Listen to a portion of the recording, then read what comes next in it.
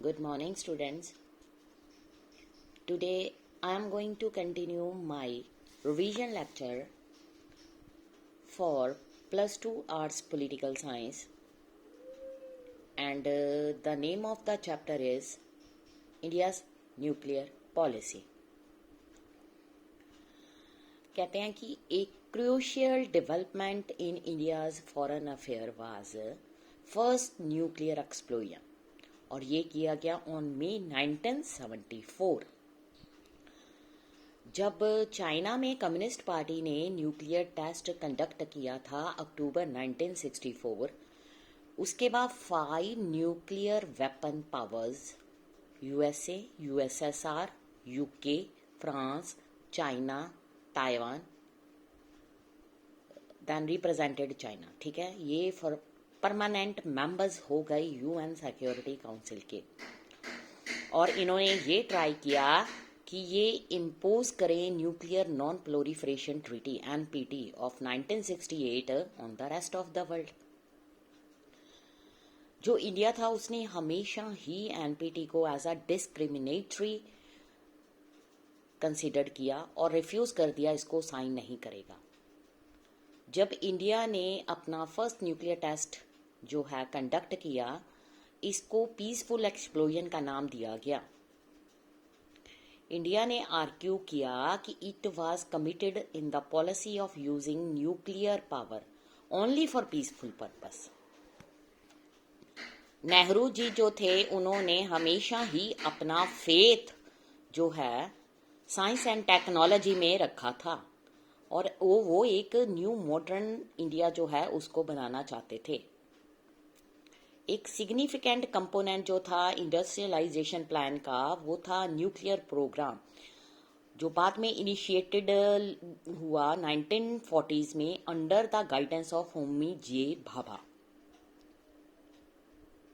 India जो है generate करना चाहता था एटॉमिक एनर्जी को पीसफुल पर्पस के लिए। नेहरू जी अगेंस्ट थे न्यूक्लियर वेपन्स के, इसलिए उन्होंने प्ली की with the super powers for comprehensive nuclear disarmament, but जो न्यूक्लियर आर्सेनल थे कैप्टराइजिंग। India's nuclear doctrine of credible minimum nuclear deterrence professes no first use. इसलिए इंडिया ने reiterates India commitment to global, verifiable, non-discriminatory nuclear disarmament, leading to a nuclear weapon-free world.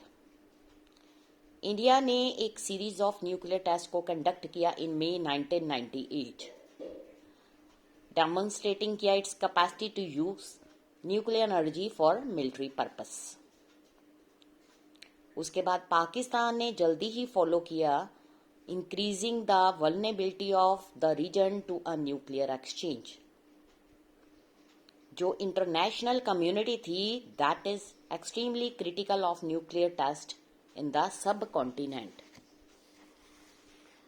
और उसके बाद जो sanctions थे उनको इम्पोज किया गया बोथ इंडिया पाकिस्तान, और उनको वेव कर दिया गया। Consensus in foreign policy matters. We find that in the course of decade of 1962 to 1972, India को फेस करना पड़ा 3 wars का थ्रेट। इवन लेटर जब डिफरेंट पार्टीज जो हैं पावर में आई, time to time foreign policy जो है उसने एक लिमिटेड रोल प्ले किया इन पार्टी पॉलिटिक्स। लेकिन कुछ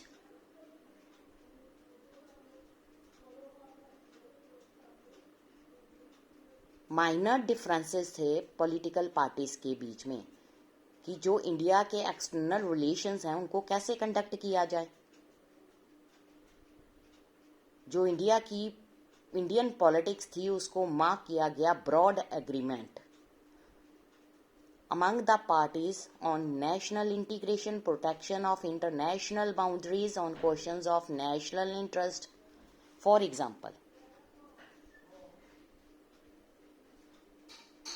जनता पार्टी गवर्नमेंट जो है पावर में आई इन 1977, उसने अलाउ किया कि वो फॉलो करेगी जेन्युइन नॉन अलाइन मूवमेंट।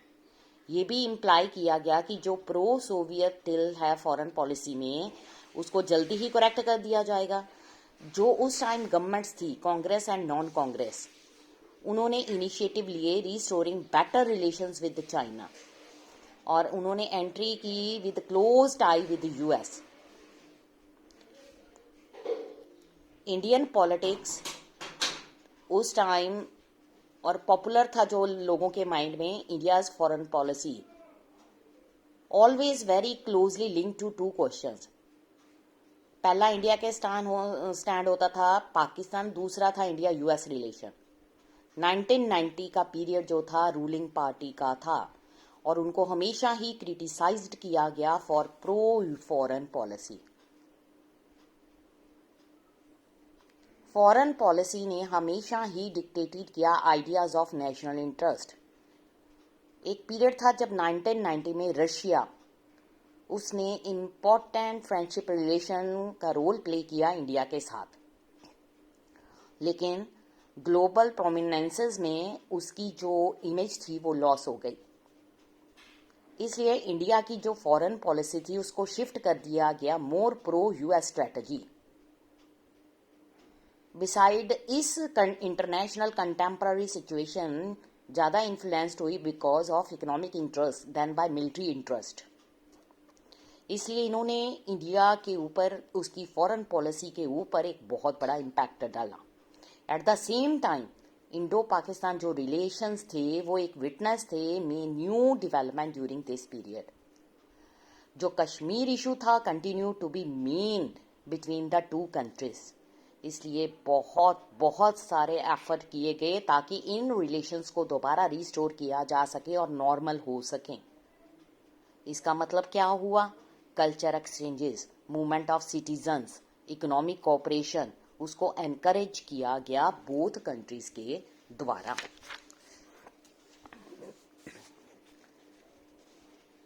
पर इंडिया जो था उसने अपनी वॉर्स को फॉट किया in a space of ten years between 1960 to 72। ये एक फेलियर नहीं था फॉरेन पॉलिसी का, बट जो रिजल्ट था वो था इंटरनेशनल सिचुएशंस। इंडिया के साथ जो डिस्प्यूट थे चाइना के साथ, एक्साई चेन एरिया नेफा, 1962 में जब क्यूबन मिसाइल क्राइसिस आई तो अटेंशन जो थी वर्ल्ड की उसकी ओर हो गई। चाइना को एक अपॉर्चुनिटी मिल गई कि वो इंडिया को इन्वेड करे, और उसके बाद उसने चाइना के साथ वार स्टार्ट कर दी। 1968 में पाकिस्तान के साथ वार हुई on the question of Kashmir issue. Pakistan जो था probably hope that India had already been defeated by China, इसलिए उसके लिए इजी होगा कि वो इंडिया को अगेन हरा दे। पाकिस्तानी रूलर्स जो थे उनको ये भी होप थी कि उनको कश्मीर की लोकल पॉपुलेशन से काफ़ी हेल्प मिलेगी, बट ऐसा नहीं हुआ और इंडिया ने पाकिस्तान को डिफीट कर दिया। थर्ड वार जो थी वो थी 1971 में, वो थी क्वेश्चन ऑफ ईस्ट पाकिस्तान, अब जिसको बांग्लादेश का नाम दिया गया है, जहां पर जो लोग थे फाइट कर रहे थे फ्रीडम स्ट्रगल के लिए अगेंस्ट पाकिस्तान रूलर्स के लिए। This was the result of internal conflict of Pakistan, not the failure of Indian foreign policy। क्योंकि इस लड़ाई में इंडिया ने अपनी ट्रूप को भेजा पाकिस्तान से, ईस्ट जो बांग्लादेश है उसको इंडिपेंडेंस मिल गई, जिसके कारण पाकिस्तान के जो इशू हैं इंडिया के साथ अभी भी वो चल रहे हैं। कल हम नेक्स्ट अपना अगला लेक्चर करेंगे। Thank you student.